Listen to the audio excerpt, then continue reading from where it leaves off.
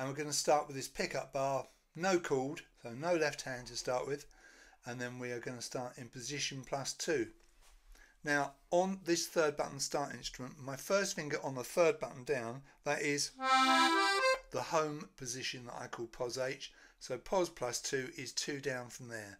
So I will be showing 4 clean buttons on top, these 4, and then that's my position to start. My first finger falls on this 5th button down, and on the push that's the note G. Remember, we are in the key of C major, so no sharps and flats unless they are accidentals. So to count this in, you're going to go 1, 2, 3, 1, 2. Count a whole bar and then count 2 of the next bar, because just to count 1, 2 is not really enough warning, especially if you've got other people playing along with you. So you push in for the first note G, and then you pull out for the next note A on the same button. That's what this dagger means in my music. It just means reverse the bellows to sound the next note. You don't have to repress the button. And then the button below, still pulling, will be finger 2, and that will be the note B. So you have G, A, B. Okay, and if you don't see a push or a pull underneath a note like this one here, you know that it's pull. That was the last time I wrote a push or a pull. You see, I don't write push and pull underneath every single note, there's no point. So those are your first 3 notes. So you're going to count 1, 2, 3, 1, 2. 2, 3, 1, 2.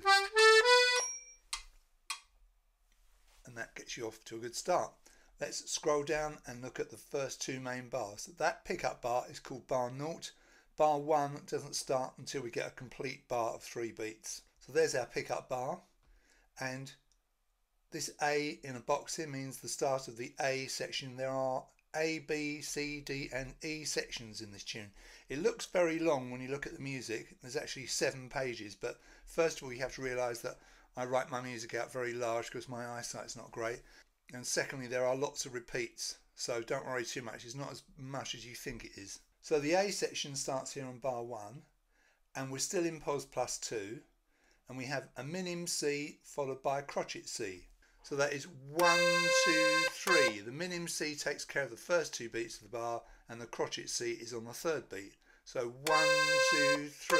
So finger 2 on this instrument, it's button number 6, and it's on the push, and you can see there's a dagger underneath this first note, because you could just reverse the bellows from the B on the previous stave to sound this C. You don't actually have to repress the button, but obviously you have to repress it for this second C. And on top we've got a bass line now, a C bass, and a C chord and a C chord. Now on this instrument, C bass is button number 4 down the bottom on the outside row. I use my little finger because it's button 4, and the C chord is the button above, finger 3, and it's your classic pa pa. See? So you play your C bass and your C chord while your C minim sustains. A minim is a round open note of the stem, and then on the second C chord you play your crotchet C. So pretty straightforward. Sounds like this. So from the beginning, 1, 2, 3, 1, 2. Now you'll notice that you've got a couple of bars that are all on the push here, so obviously don't start with the bellows too closed up, otherwise you're going to run out of air pretty quickly. So pull them out a little bit before you start. We'll do that again. 1, 2, 3, 1, 2.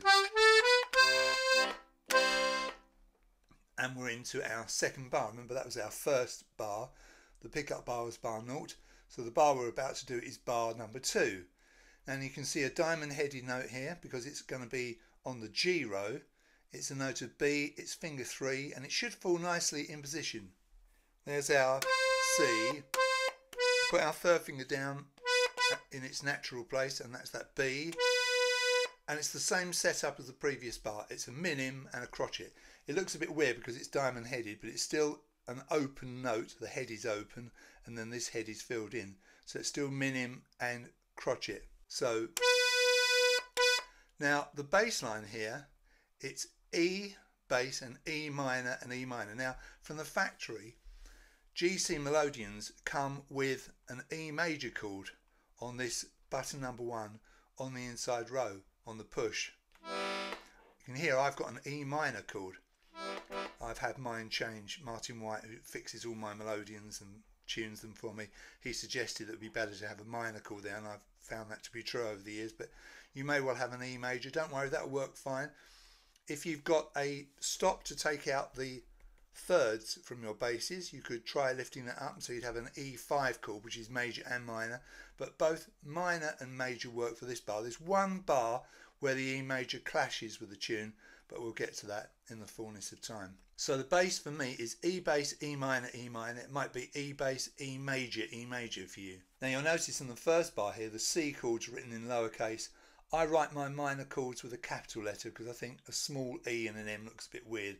So we have E bass, E minor, or you might have E bass, E major, as you play the B minim and the B crotchet. So let's put that together from the beginning. 1, 2, 3, 1, 2.